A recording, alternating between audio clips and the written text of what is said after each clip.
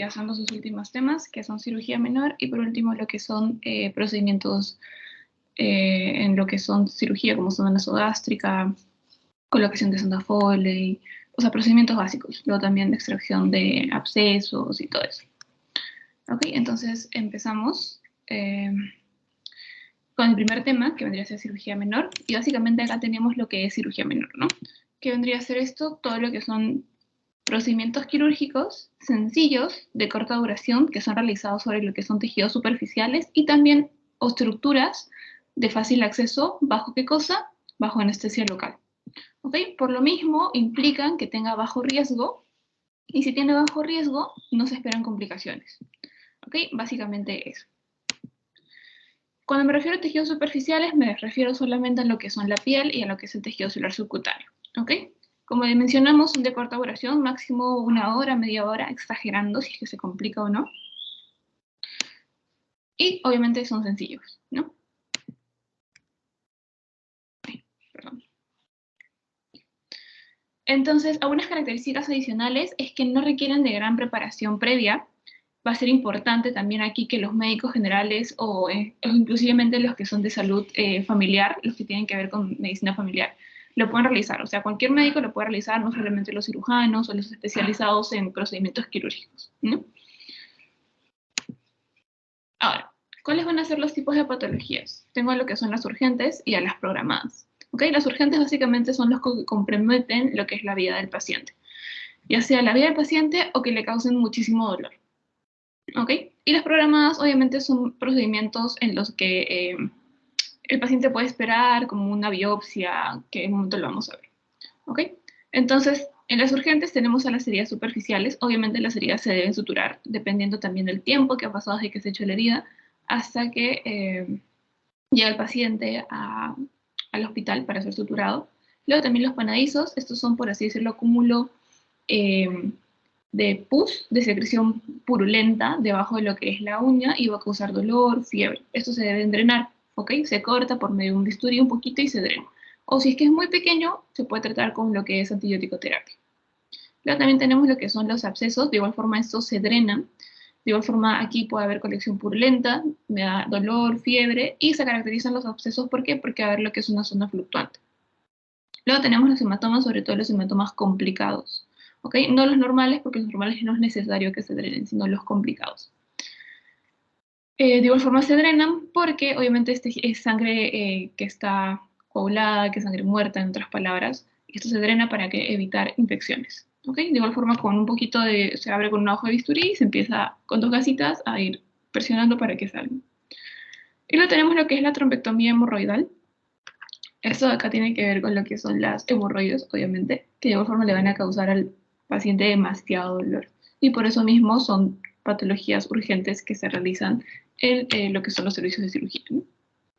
Luego tenemos las programadas, como es el caso de una biopsia, las biopsias cutáneas por incisión, cuando tenemos un nebus sospechoso, es decir, un lunar sospechoso de que podría ser lo que es una neoplasia maligna, realizamos lo que es una biopsia, ¿no? Para descartar si se trata de un nebus o si se trata de algo patológico o neoplásico.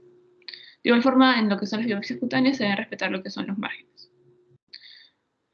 Ahora, luego tenemos los que son los quistes sebáceos, los quistes epidérmicos, en especial lo que son los sebáceos, que van a básicamente obstruir lo que son las glándulas sebáceas.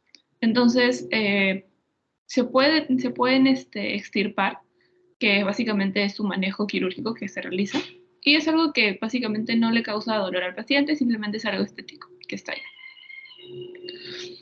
Luego tenemos a lo que son los lipomas superficiales. Normalmente cuando sale un lipoma en un paciente, el paciente va a tener múltiples lipomas, ¿ok? Entonces ya es algo normal. Son tumores benignos, pero siempre se deben de mandar a patología una vez que son extraídos, ¿no? Para determinar si se trata de una causa patológica o de lo que vendría a ser una causa benigna. Luego tenemos las verrugas, que de igual forma estas se van a cauterizar. Ese es su tratamiento definitivo. Hay que tener cuidado con lo que es la cauterización de verrugas, porque al momento de que se cauterizan, sueltan lo que es un humito, y eso puede llegar a lo que son, pueden inhalarlo lo que es el médico, y posteriormente se dice que puede desarrollar las mismas verrugas. Luego tenemos los papilomas, que también se hace lo que es el procedimiento para extirparlos con criocirugía. Luego la queratosis de igual forma, y la onicocriptosis, que básicamente es el uñero, que de igual forma solo se saca lo que es la parte del uñero, no toda la uña. ¿Okay? Ese es el tratamiento. Ahora, tenemos aquí zonas de riesgo, que básicamente van a ser zonas que se ubican dentro de esas zonas estructuras vitales para nosotros, como pueden ser las venas, los nervios y las arterias. Entonces, cuando sale, no sé, a un acceso, algún lipoma, alguna situación por la que nosotros tengamos que intervenir en estas zonas, hay que tener cuidado con estas estructuras, ¿ok? Con nuestras estructuras. Por ejemplo, en lo que es el cuello lateral superficial, hay que tener cuidado con lo que es la vena yugular externa, y así sucesivamente. Esto ha sido pregunta de pasito, así que ojito acá. Contraindicaciones, básicamente alergia a los anestésicos locales, alteraciones patológicas, como vendría a ser problemas en la coagulación, que el paciente presente petequias, púrpuras, y siempre es importante pedir un perfil de coagulación si es que el paciente presenta esto. Luego también, de igual forma, se desprende de acá lo que son cuando el paciente de igual forma recibe algún tratamiento anticoagulatorio, de igual forma es una contraindicación. Luego, si es que tiene vasculopatía periférica, ¿por qué? Porque al momento de que yo aplico lo que es la lidocaína, a veces puede tener epinefrina. Entonces, si yo le administro con epinefrina y el paciente tiene una vasculopatía periférica, lo que puede ocasionar es que haya una vasoconstricción y obviamente se desencadene todo lo que le he explicado antes, ¿no? Una isquemia, una necrosis, y al final el paciente va a llegar con su dedo todo negro. Y eso es lo que no queremos. Luego tenemos aquí lo que son las coronopatías, como coartación de aorta, y igual forma es una contraindicación. VIH en sí puede ser, como no puede ser una contraindicación. ¿Por qué? Porque si el paciente obviamente llega con una herida, y es un paciente código blanco, también se le dice el VIH, obviamente debe ser suturado. Entonces es relativo. De igual forma, si es que ya se quiere ahondar, por ejemplo, si quiere realizarse lo que es una extracción de lipoma, que es algo más estético, no tanto urgente, ahí sí ya se puede pedir lo que son niveles de CD4, también preguntarle si está tomando su antirretrovirales. Entonces va a ser muy importante eso antes de poder intervenir un paciente en código blanco. Luego también sujetos poco colaboradores, como es el caso de pacientes intoxicados, es decir, que sean borrachitos, y también niños. El embarazo también va a ser una contraindicación relativa, no tanto absoluta. Y obviamente se le explica al paciente previo a lo que es el procedimiento, cómo va a quedar todo su resultado estético, y si el paciente no está de acuerdo, de igual forma no se le interviene. Complicaciones básicamente son dos. Una de ellas es el síncope vasovagal y otra la hemorragia. ¿Ok? El síncope vasovagal básicamente es porque el paciente va a estar viendo todo lo que están realizando ustedes al momento de suturar, quizás si estamos hablando de una herida. Entonces el paciente va a ver toda la sangre, todas las agujas, que va a pasar una aguja por su piel. Entonces esto le va a llevar al paciente a un síncope vasovagal, lo que va a empezar con una palidez, luego sudoración, cefalea, palpitaciones, náuseas, visión borrosa y por último, ¡puc!, se desmaya. ¿Okay? Se desmaya. Luego, aquí tenemos la hemorragia, obviamente que va a ser secundaria principalmente a lo que son heridas, que pueden llegar el paciente, obviamente. Normalmente llegan bastantes heridas para suturar atópico. Entonces, son heridas que a veces pueden haber dañado algún vaso, quizás alguna arteria en el peor de los casos, y obviamente van a sangrar, ¿no? Entonces, básicamente, ¿cuál es el tratamiento si es que solo ha dañado un vasito? Hemostasia. ¿Ok? Agarrar una gasa, ponerla acá dentro y hacer hemostasia hasta que deje de sangrar. Y una vez que ya deje de sangrar, ahí recién se puede suturar. Porque si yo suturo con toda la sangre dentro, lo que va a pasar es que se va a formar un hematoma. Y luego voy a tener que drenarlo y al final eso no es la idea, ¿no? Ahora, aquí, reglas. ¿Cuáles son las reglas para cirugía menor? Obviamente siempre hay que informar al paciente, como lo vimos la semana pasada. Firmar el consentimiento informado, bueno, en la mayoría de los casos no se hace en NINSA, pero es algo idealmente que se debería de hacer. Eh, Sin embargo, lo pueden hacer de manera oral, ¿no? Le pueden decir al paciente, ¿está de acuerdo con el procedimiento? Sí, entonces todo bien. Luego también actuar según nuestras capacidades, hay que saber si nosotros sabemos realizar lo que es una sutura o no. Obviamente si no sabemos, o sea, no intervenimos, ¿no? Y también es importante mencionar acá que no se debe intervenir si el diagnóstico no es claro. ¿Por qué? Porque a veces podemos estar ante un proceso neoplásico, por ejemplo, un lipoma, en vez de un lipoma puede ser un liposarcoma. Y si nosotros intervenimos en ese proceso neoplásico, lo que vamos a hacer es hacer una diseminación sanguínea de lo que es el cáncer. Entonces, nosotros no sabemos que se trata de un cáncer o tenemos sospechas de, y igual forma intervenimos. Lo que va a pasar es que podemos hacer eso y posiblemente el paciente después de un tiempo puede llegar con metástasis a otra parte del cuerpo. Entonces por eso no se interviene cuando estamos con sospecha de cáncer. Y de igual forma de acá se desprende lo otro, ¿no? No intervenir en lesiones malignas. Hay que identificar lo que son las zonas de riesgo, lo que habíamos visto en el cuadrito anterior, las estructuras que pasan por ciertas partes de nuestro cuerpo que son vitales para nosotros, ¿no? Sobre todo los van, la arteria, el nervio y la vena. También hay que enviar todas las lesiones a patología, sobre todo si sacamos un lipoma, si sacamos un quiste sebáceo, un nevus, si sale por ahí un líquido purulento, algún absceso, de algún hematoma, de igual forma se manda a patología. Y por último, derivar oportunamente si es que no sabemos cómo actuar. Es importante también eso, saber hasta dónde llegan nuestras limitaciones.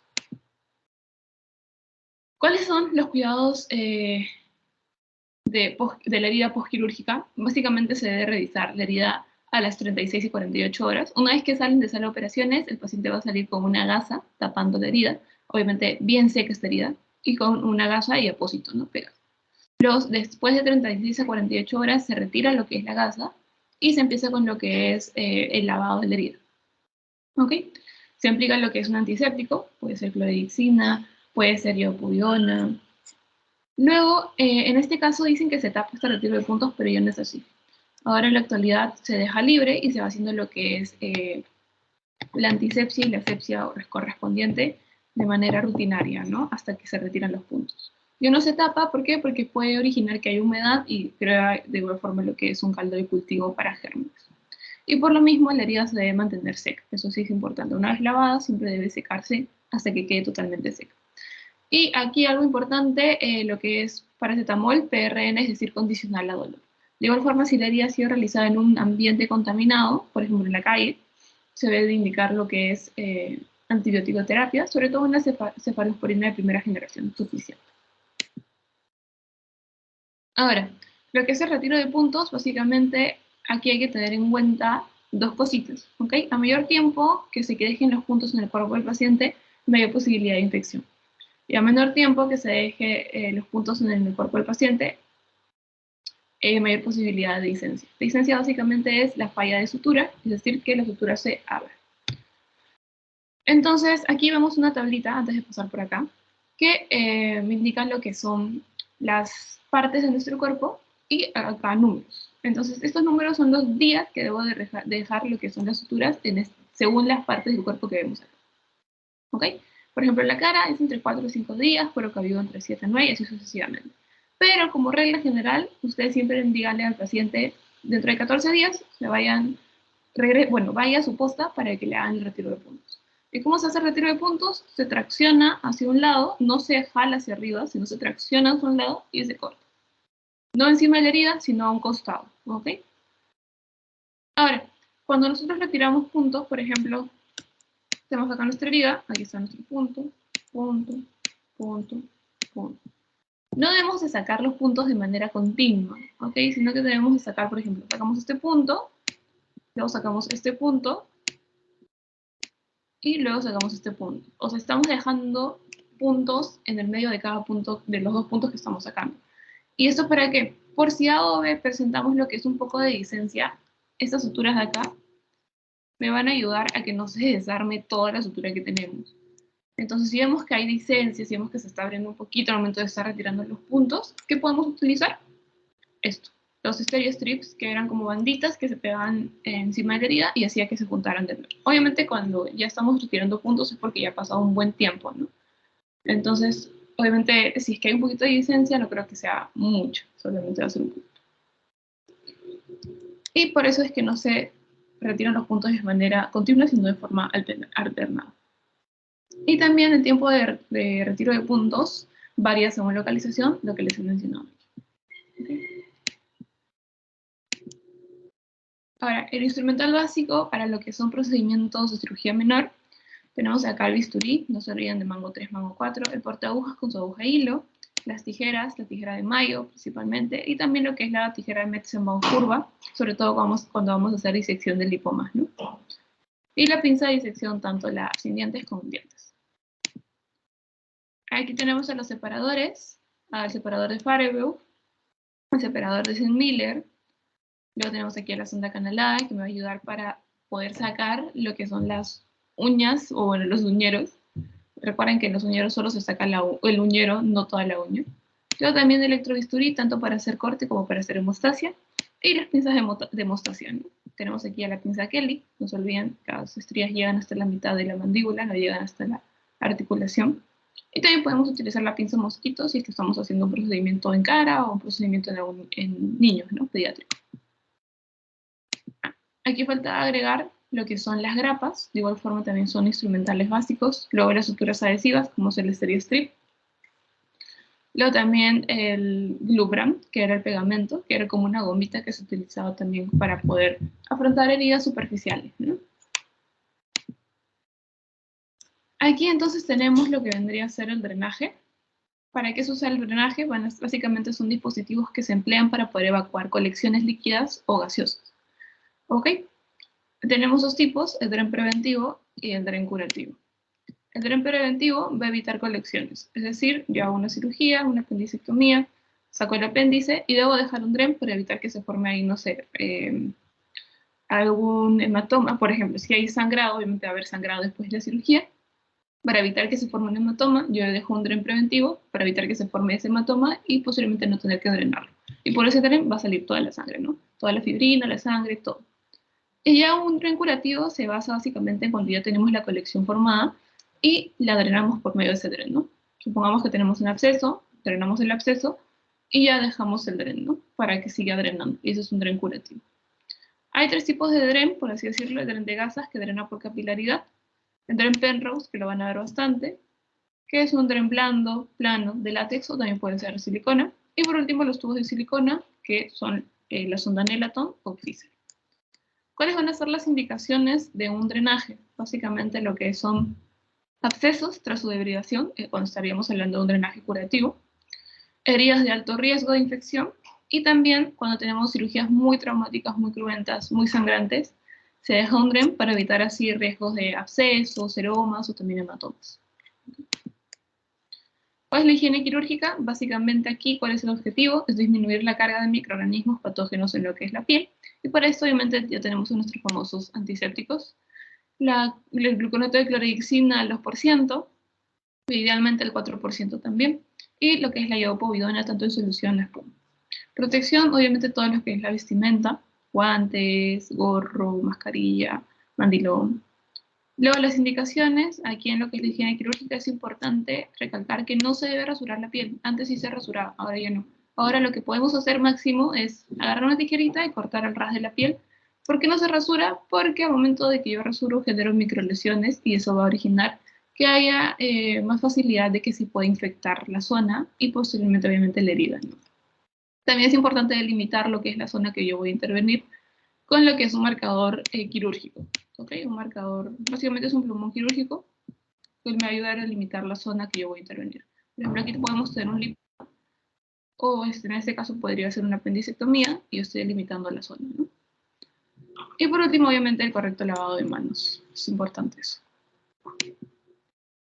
Ahora, la anestesia local, ya habíamos visto la semana pasada cómo se administran los diferentes tipos de anestesia, o sea, los diferentes tipos de técnica de infiltración, que teníamos la lineal, que básicamente, recuerden, primero se mete toda la aguja en los bordes de la herida, luego se aspira un poco para ver si estamos en vaso o algo, si no sale sangre ni nada, procedemos, aspiramos, y mientras voy retirando la aguja, voy echando lo que es la lidocaína. ¿Okay? De igual forma en este borde de acá. Lo que es la técnica angular abanico, de igual forma lo mismo, solo que aquí haríamos un abanico, ¿no? Esto principalmente para lo que son casos de lipomas, hematomas. De igual forma lo que es la técnica de rombo perifocal, principalmente se utiliza en lipomas, hematomas o seromas, porque da esta forma, ¿no? Como un rombo.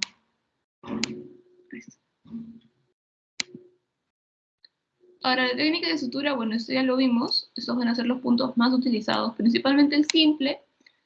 La continua no lo van a hacer en tópico. La intradérmica puede que sí, pero también puede que no.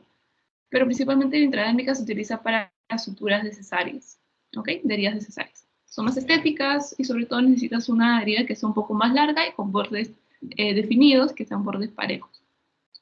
La continua, como ya hemos visto, se utiliza más para parte interna, cuando estamos haciendo cirugías, ya sea para cerrar lo que es peritoneo, para cerrar también lo que son las fascias, no tanto para partes externas, porque estaríamos hablando de una herida que ha sido una herida realizada en la calle. eh, Puede que con esta sutura se forme, no sé, se infecte o se forme un absceso, y si yo quiero drenar ese absceso voy a tener que bajarme toda la sutura y se va a complicar peor. Por lo tanto, siempre va a ser idealmente para heridas contaminadas lo que es el punto simple, el punto en X, el punto PAC. ¿Okay? O sea que si ya se forma un absceso, yo puedo sacar algunos puntos, drenarlo y luego volver a suturar. Ahora, básicamente aquí tenemos lo que son los abscesos de partes blandas. Como ya hemos hablado, es el acúmulo de pus en una cavidad que se caracteriza por tener, ¿qué cosa? Los 5 signos de inflamación, ¿no? Que esos pilares de inflamación. Calor, rubor, dolor, tumor, y algo muy importante en este caso de los abscesos, ¿qué cosa va a ser? Lo que es la fluctuación, que es el signo característico. Las causas, básicamente, por estafilococcus aureus, y también puede ser polimicrobiano. ¿Okay? Tratamiento, el único tratamiento que existe es debridación. Se tiene que cortar, bueno, se tiene que hacer una incisión en el absceso de manera de 90 grados con un bisturí, y luego se va drenando por medio de 2 gasitas con ayuda de nuestros dedos. Contraindicaciones relativas en sí, cercanos a zona de la anal, axilar, tendones o nervios, lo que habíamos visto, las zonas de riesgo, las zonas peligrosas, por así decirlo. Y es importante recalcar que la celulitis no se drena. ¿Okay? Exéresis de una uña encarnada, es decir, lo que hablamos del uñero. Materiales, para eso tenemos lo que es la silocaína, lidocaína, sinepinefrina, esto, al 2%, siempre van a encontrar al 2%. En todo procedimiento se utiliza silocaína o lidocaína, como ya hemos visto, ¿no? Anestesia local, en todos los que son de cirugía menor. Tratamiento, básicamente, es solo sacar lo que es la porción de la uña encarnada. ¿Okay? Esto normalmente no nos encargamos nosotros, sino los podólogos. ¿Okay? Panadizo, este acúmulo de material purulento alrededor de lo que es el borde de la uña, puede desarrollarse tanto en lo que son las uñas de las manos como en los pies. Los síntomas, ¿cuáles van a ser? Enrojecimiento del borde de la uña, dolor, quemazón y un pequeño absceso que puede o no ser debridado. ¿Ok? Cuando son pequeños, principalmente lo único con lo que se manejan es antibiótico terapia, y cuando ya son un poco más grandes y causan mucha molestia, se drenan. ¿Ok? Etiología, las causas bacterianas, también puede ser por herpes zóster, y cuando los pacientes presentan defensas bajas. ¿Okay? Síntomas, lo que ya hemos mencionado, y tratamiento, como les decía, antibiótico terapia, si hablamos de médico, y quirúrgico, si hablamos de lo que es el drenaje. ¿No?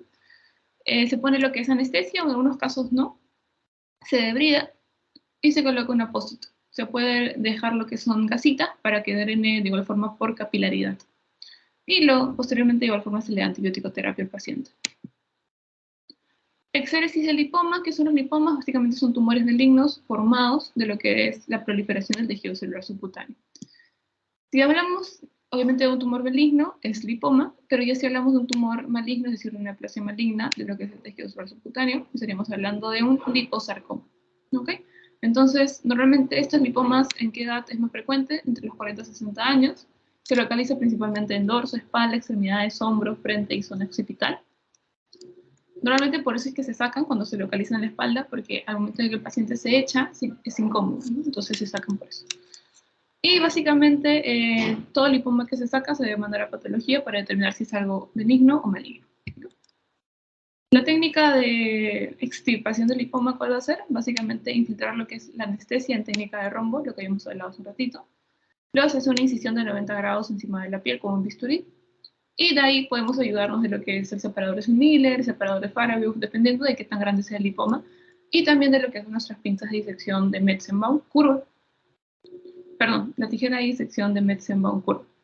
Para que podamos ir abriendo y despegando el lipoma de lo que es los anexos y el tejido cerebral subcutáneo, y luego poder extraerlo, ¿no? Y de ahí ya se sutura. En este caso no se deja dren, porque obviamente es algo sólido, no se deja dren. ¿Okay? Aquí tenemos los quistes sebáceos vellosos epidermoides, son protuberancias de crecimiento lento que se encuentran debajo de la piel. La etiología de las causas, básicamente inflamación y obstrucción de los folículos pilosos o secundario a un trauma cutáneo. Localización, al ser sebáceos, vellosos y epidermoides, obviamente nunca va a aparecer lo que son las palmas de las manos ni las plantas de los pies, porque aquí no hay estos folículos, ¿no? Entonces, normalmente se localiza en ¿dónde? En cuero cabelludo, cara, espalda, tórax, ingle y orejas.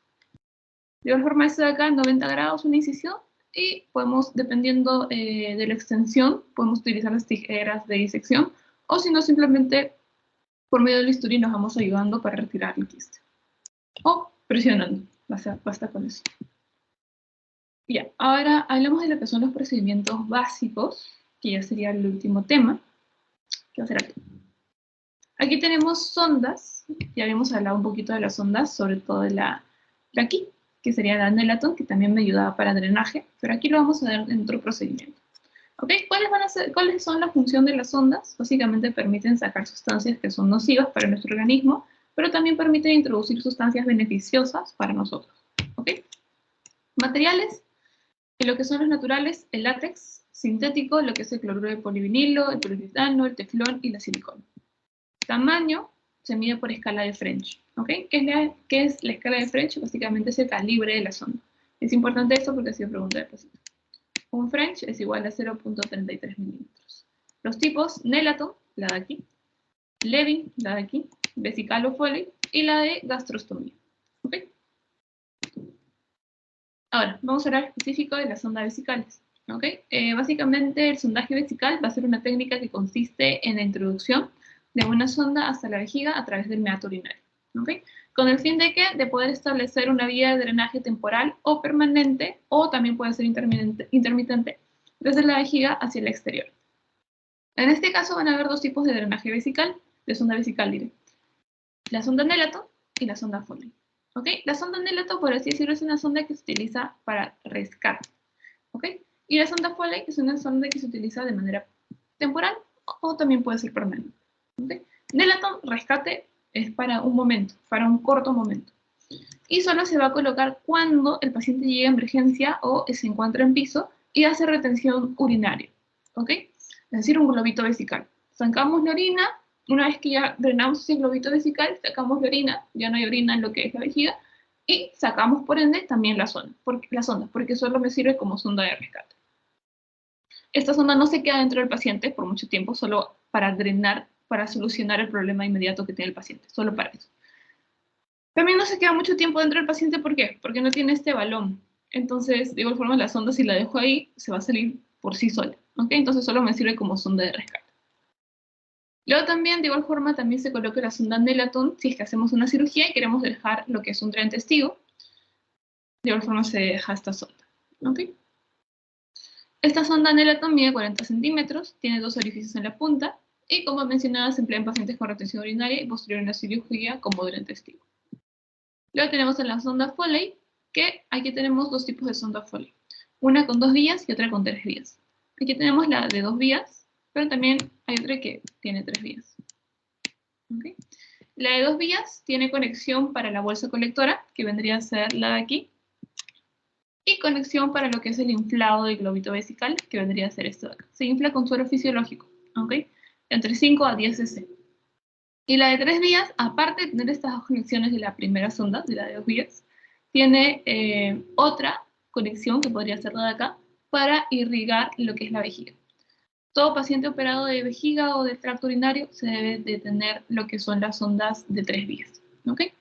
¿Para qué me sirve esta sonda de irrigación? O bueno, esta última vía, lo que es la sonda de 3 vías, la vía de irrigación, básicamente también me puede servir para pacientes que llegan con una hematuria franca, sobre todo en los pacientes que sufren de próstata, de hiperplasia de próstata, a veces llegan con hematuria. Y yo puedo ir eliminando lo que son los coágulos del meato urinario y de la vejiga también, con lo que es la vía de irrigación, echándole lo que es cloruro de sodio, absorbiendo, echándole cloruro de sodio así sucesivamente, hasta que se eliminen todos los coágulos, porque si yo dejo los coágulos ahí, que me va a ocasionar que posteriormente haya una obstrucción urinaria y el paciente vuelva a dejar de orinar, ¿no? Entonces tampoco lo queremos. Y de igual forma, lo mismo pasa en lo que son los pacientes operados de vejiga o de tracto urinario, porque de igual forma pueden generar coágulos, y si yo no irrigo y no saco esos coágulos, de igual forma se obstruyen dejando de orinar, ¿no? Entonces ahí están las sondas de 2 vías y de 3 vías. La sonda vesical, indicaciones, básicamente con fines diagnósticos, control estricto de la diuresis en pacientes que están en unidad de cuidados intensivos, también administración de contraste en estudios radiológicos, obtención de muestra de orina para cultivos, y lo que son los fines terapéuticos, uropatía obstructiva infravesical, como es el caso de la hipertrofia prostática, la estenosis uretral, luego también irrigación continua vesical en casos de hematuria, lo que les mencionaba, luego también en pacientes postrados, vejiga neurogénica y paciente con globito vesical. Contraindicaciones, básicamente ruptura traumática de la uretra. Hay que sospecharla en pacientes traumatizados con lo que vendría a ser una uterorragia, lo que también podría ser un hematoma perineal escrotal, deformidades del pene, sobre todo en esos pacientes que sospechamos de que hay un traumatismo en la uretra, no se coloca lo que es la sonda. ¿Okay? Luego también, en estos casos, en la uretritis aguda, en la prostatitis aguda, en la alergia a lo que es la silocaína o al látex. Obviamente aquí es contraindicación relativa porque se puede cambiar de tipo de sonda, ¿no? Y en la incontinencia urinaria. Aquí lo que es la técnica de colocación y de retiro, en el hombre lo que vamos a hacer es que se emplea lo que son una sonda de número 16 o 18, mientras mayor sea el número, principalmente se utiliza en pacientes que tienen patologías prostáticas. ¿Okay? El paciente para esto debe estar echado, cogemos el pene en 90 grados de esta forma, con estos dos dedos, con el tercer y cuarto dedo agarramos lo que es el glande, de esta forma, y con estos dos, con la pinza, presionamos lo que es la uretra y la exponemos, ¿no? Siempre en 90 grados, siempre jalando, traccionando lo que es el pene en 90 grados. Y con la otra mano hacemos una limpieza con lo que es cloruro y también yodo povidona, ¿no? Se empieza a limpiar toda la zona del pene, el meato, el surco balaniano, prepuciano, entre unas 2 a 3 veces. ¿Ok? Luego, en este caso no vamos a utilizar esta silocaína inyectable, sino lo que es una silocaína en gel. ¿Ok? Seguimos nosotros con el pene en 90 grados y agarramos esta silocaína en gel, lo ponemos en una jeringa, pero sin su aguja, y lo echamos por el meato urinario toda la silocaína. ¿Ok? También puede ser a través de un mismo chiquete por donde viene la silocaína en gel, o si no, a través de una jeringa, ¿no? Pero como les digo, la jeringa sin aguja. Y en este caso, una vez que ya tenemos anestesiado lo que es el meato urinario, procedemos a poner la sonda, ¿no? Siempre agarrando nuestro pene en 90 grados, de esta forma, y exponiendo el meato urinario, y pasamos la sonda de esta forma. Toda la sonda. Hay que recordar que la uretra del hombre es larga, entonces metemos toda la sonda. ¿Okay? Una vez que ya metemos toda la sonda, a veces puede empezar a salir orina, y una vez que ya vemos que sale orina, conectamos lo que es nuestra bolsa colectora y lo dejamos ahí. Pero esperamos. Si es que tenemos ayuda de alguien, la otra persona puede ir conectando lo que es la bolsa colectora. Nosotros no soltamos el pene, necesitamos la sonda. Una vez que ya metimos todo, inflamos lo que es nuestro globo. ¿Ok? Como les dije, entre 5 y 10 cc de lo que es cloruro de sodio. Y esto es importante, ¿por qué? Porque este globo va a evitar que se salga la sonda. Entonces, si yo suelto el pene y suelto la sonda, puede que la sonda se vuelva a salir y vamos a tener que volver a colocar todo de nuevo. Entonces, eso no es lo ideal. Una vez que ya inflamos nuestro globo, traccionamos un poquito lo que es la sonda, y si vemos que no sale, todo bien.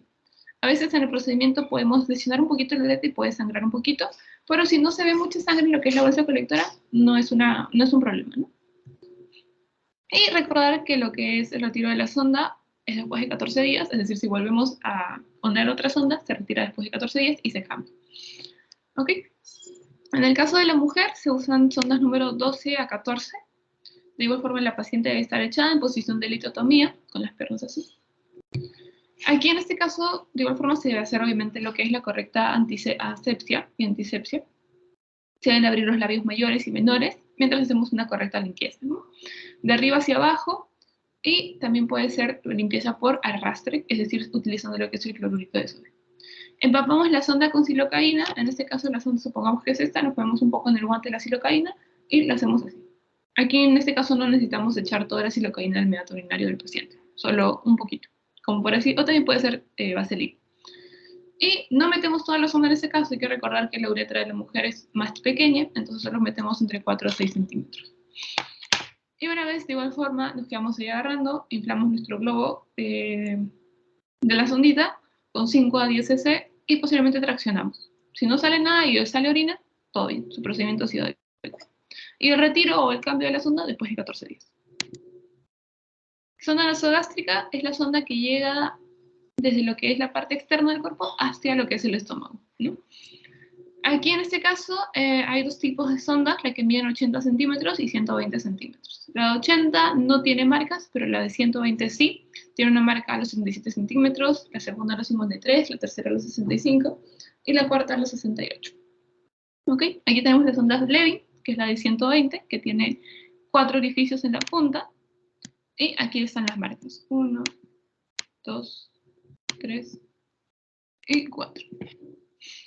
La colocación, la técnica de colocación, básicamente, las ondas que se utilizan son entre 14 y 16, el número. La mayor, mientras más grande, son las ondas que se utilizan para alimentación. Y en este caso, se prefieren las ondas de silicona debido a que pueden durar hasta 2 meses sin cambiarla, pero el único problema es que son muy caras. Mientras que las de PVC se pueden cambiar cada 14 días, por lo que son, y la única ventaja en este caso, son más baratas. Lo único malo es que obviamente como se cambian cada 14 días, el paciente, si es un paciente que usa sonda nasogástrica de manera permanente, va a tener que pasar por el procedimiento cada 14 días, ¿no? Y es algo incómodo. Entonces, preferiblemente, para esos pacientes que utilizan sonda nasogástrica de manera ya continua o crónica, la de silicona, ¿no? Para estar cambiándolo cada 2 meses. Luego también en este caso, para hacer la colocación de la sonda hay que medir lo que es el ángulo nariz, lóbulo de la oreja y lo que es el apéndice sifoides. ¿Ok? Es esta zona de acá. Nariz, lóbulo de la oreja y apéndice sifoides. ¿Ok? Esas son las 4 mediciones que debemos hacer con lo que es nuestra sonda. Luego debemos explorar también lo que son las fosas nasales antes de introducir lo que es la sonda, porque podemos tener lo que son pólipos nasales, luego también tabique desviado, entonces podemos meter la sonda por cualquiera de los dos orificios, por el que más nos parezca, porque obviamente no tengamos ninguna de estas cositas que he mencionado anteriormente, ¿no? Entonces no se olviden la medición de nariz, lóbulo de oreja y apéndice sifoides. Esa es la medición que se debe hacer. Tenemos que tener en cuenta cuánto mide, o bueno, no cuánto mide, sino la distancia entre acá y acá con nuestra sonda, medimos, pasamos, y luego agarramos acá y hasta el apéndice sifoides, que sería la zona acá. Luego, ¿cómo le explicamos al paciente que le vamos a colocar la sonda? El paciente primero debe tener lo que es una hiperextensión del cuello, ¿ok? De esta forma. La sonda, con nuestro guante, pasamos un poco de silocaína, también puede ser vaselina, y introducimos por la fosa nasal que no tenga ninguna de estas complicaciones que les mencionaba, ¿no? Pólipos, hasta ahí que es bien. Metemos la sonda y el paciente debe estar en hiperextensión hasta que llegamos a la parte donde llegamos a la oreja, ¿no? Que era la primera medición que se hacía. Una vez que ya llegamos, sabemos que estamos en esa zona, le pedimos al paciente que baje la cabeza y que pase saliva, o le podemos dar un vasito de agua para que se cierre, ¿qué cosa? Lo que es la epiglotis. Se cierra la epiglotis y nosotros podamos ingresar de frente a lo que es el tracto gastrointestinal, ¿no? En lo que es el esófago y no a la tráquea. Entonces, se cierra la epiglotis y esto va a evitar que nosotros entremos con la sonda a lo que es el tracto respiratorio en vez de al tracto gastrointestinal, ¿no? Una vez que ya entramos en el tracto gastrointestinal, ¿cómo sabemos que estamos ahí? Le decimos al paciente obviamente que pase lo que es agüita o pase saliva y de esta forma, ¿no? Que coloque su cabeza. Ahí ya, una vez que pasa, lo que vamos a hacer es, como habíamos medido desde el lóbulo hasta el apéndice sifoides, metemos todo lo que queda, ¿no? Lo que habíamos medido desde este lado. Y ahí ya sabemos que estamos en qué cosa, en lo que es el estómago. ¿Okay? Ya sabemos que estamos en el estómago, ¿no? Entonces, ¿cómo comprobamos que estamos en el estómago? Aspirando lo que es jugo gástrico, 2 mililitros. Podemos aspirar jugo gástrico, ponemos una jeringuita en lo que es la sonda, jalamos un poquito y aspiramos. Si hay jugo gástrico, obviamente estamos en lo que es estómago. Luego también insuflar, lo que es echar un poquito de aire y ocultar, ¿no? Si escuchan ruidos como burbujeantes, estamos en estómago. Y por último, también podemos colocar lo que es agüita en la sonda, y si empieza a caer por gravedad, estamos en estómago. Y si no cae por gravedad, estamos en vía aérea, ¿no? Esas son las 3 formas de comprobar que estamos en la sonda nasogástrica en lo que es el estómago. Indicaciones, básicamente administración de nutrición o medicación por vía enteral, prevención de broncoaspiración en pacientes con deterioro del nivel de conciencia o problemas de dilución, como es el caso de pacientes con Alzheimer, Parkinson. Luego también aspiración de contenido gástrico, secreciones y alimentos, lavado gástrico en pacientes con intoxicación oral por sustancias tóxicas o fármacos.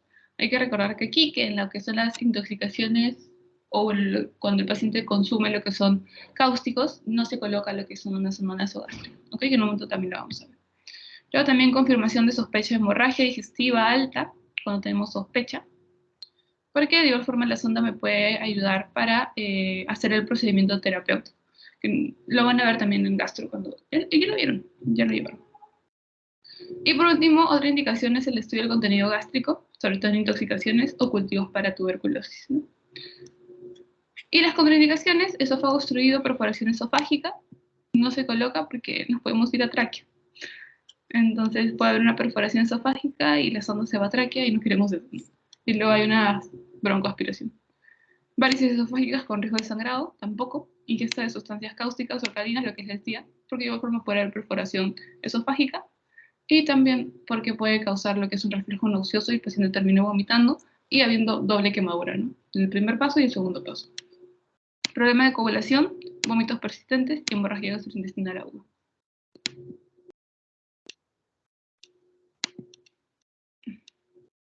Por último, la colocación de lo que son la sonda de gastrostomía.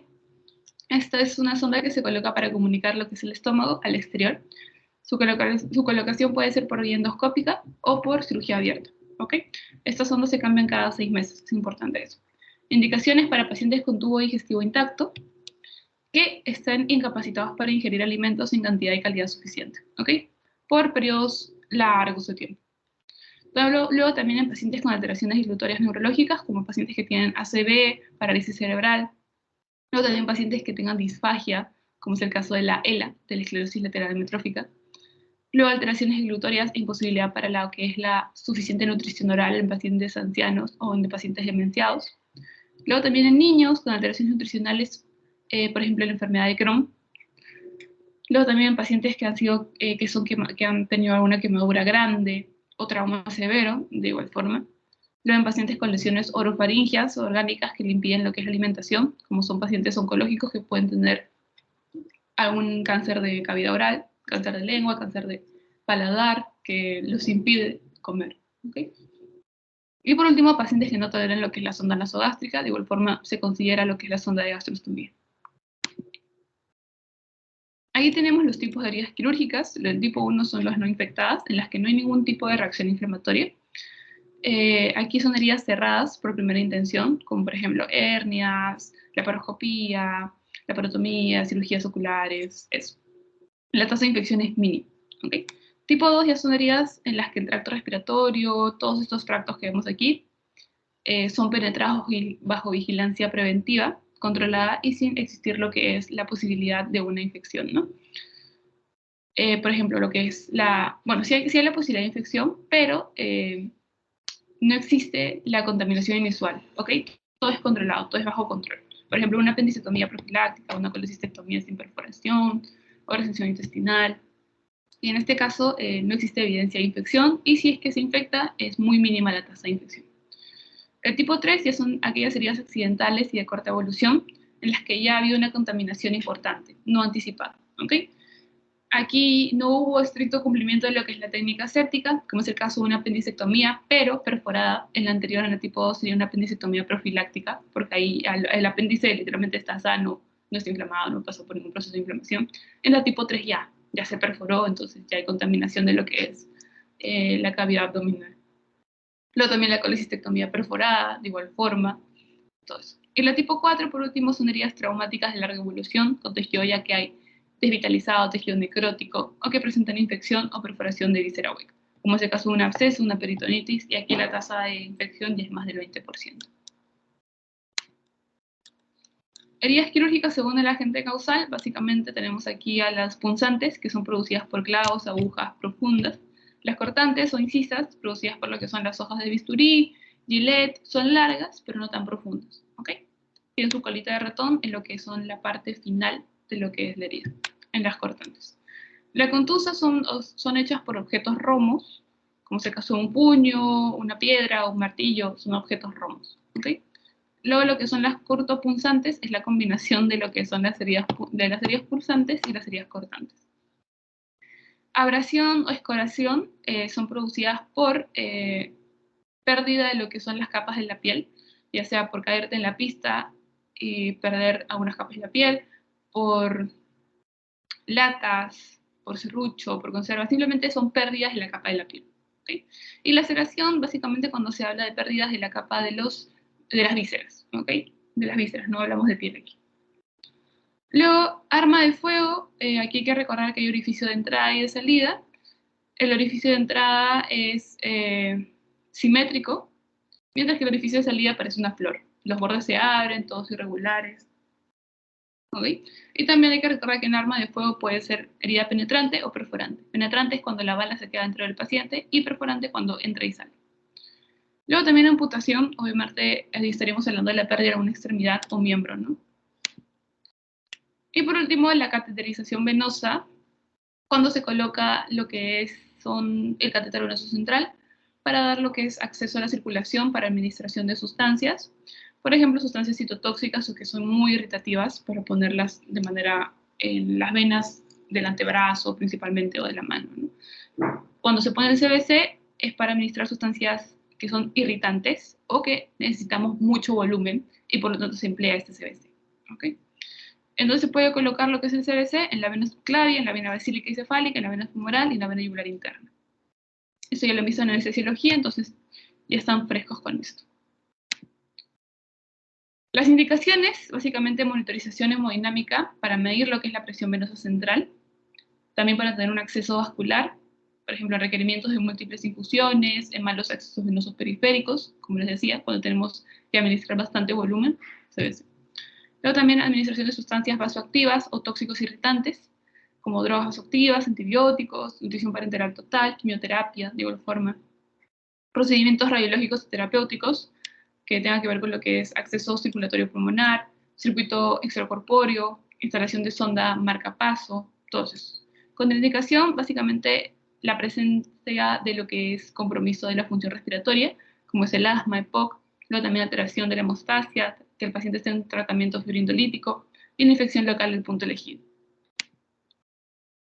Tacto rectal, ya lo hemos visto anteriormente, ya están expertos ahí. La posición, básicamente de pie, genupectoral, de cúbito dorsal o litotomía, y del cúbito lateral o SIMS. Esta es la que se utiliza más, ¿ok? Básicamente, ¿qué se emplea? Se emplea doble guante, se coloca lo que es un poco de silocaína, hasta veces vaselina, y se mete en lo que es el dedo, en lo que es el ano del paciente, ¿no? Debemos de ver la consistencia, si es que el paciente viene por una obstrucción intestinal, si es algún fecalito, y si es algún fecalito debemos hacer descompactación manual. Luego también si es que hay algo normal, ¿no? Consistencia, forma, movemos un poco, si es que está adherido a planos profundos, lo que es la próstata o no, y eso. Diagnósticos: fisura anal, fístula anorrectal, pólipos rectales, escalón rectal y cáncer de recto. También de acá podemos aprovechar, si el paciente es varón, en hacerle lo que es un tacto de próstata. ¿Sí? Ostoma, ya lo vimos la semana pasada, básicamente es la conexión de lo que es el intestino, tanto grueso o delgado, hacia la parte externa, ¿no? ¿Para qué? Para que puedas, por así decirlo, sanar, entre comillas, y luego poder volver a ser anastomosado o no. En el caso de que no se pueda, principalmente son en pacientes ancianos, en pacientes que ha habido una resección casi total de lo que es el intestino, entonces lo único que se puede hacer es dejarlo en una ostomía, ¿no? O también en pacientes que tengan algún proceso neoplásico, se tienden a dejar la ostomía ahí de manera permanente. Colostomía, conocemos la desviación del colon, y la ileostomía del ilion, ¿ok? Ambos deben tener lo que es el cuidado necesario para que no se infecten, y ambos van con una bolsita de colostomía o de ileostomía. ¿Okay? Y bueno, chicos, eso sería todo. Eso sería todo. Así que, nada.